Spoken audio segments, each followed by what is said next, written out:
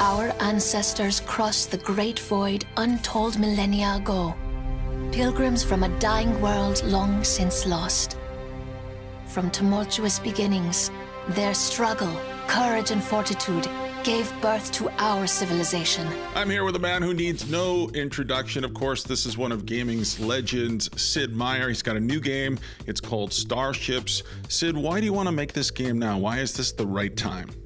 Well, I've actually never had a chance to do a cool science fiction game. It's been in the back of my mind since I was a little kid. I think when I was 12 years old, the original Star Trek series came on, and I remember rushing home every Friday night to see Captain Kirk and Mr. Spock and all those adventures.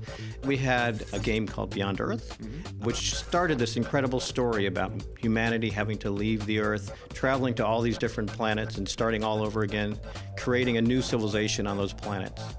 But the story ended there, and what I wanted to do with Starships is continue that story to the next chapter.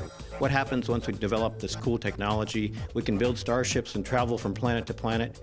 What's happened to all the other remnants of humanity that have settled on all these other planets? And Starship starts at that point and lets you explore the galaxy to create a new adventure based on the Beyond Earth story.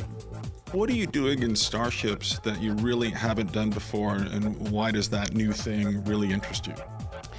Well, whenever we tackle a new topic, I think we try and determine what's the core, where is the fun, who's having the most fun in this world. And I think in this world of starships, it's that starship captain, the admiral of the fleet.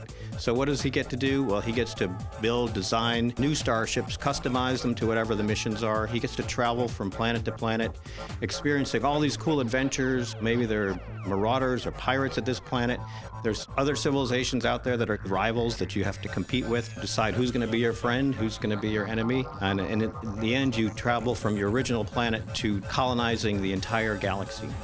How have you been able to endure for so long, and yet games have changed so much? Somehow everyone can't help but play your game when it comes out.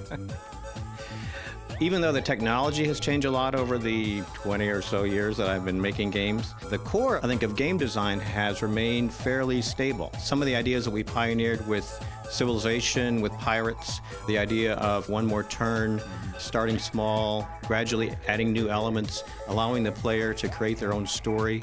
Those things actually have stayed current and relevant to game design, even though those ideas are 20 or 25 years old. Certainly we've been able to take advantage of a lot of new technology, the internet. Modding, bringing more players, more people into the community has been a powerful part of game evolution. But those core ideas that Firaxis stands for, the idea of replayability, making the player the star of the game, giving them the interesting, the key decisions to make, those have remained current and viable for many years. As we set our course beyond the stars.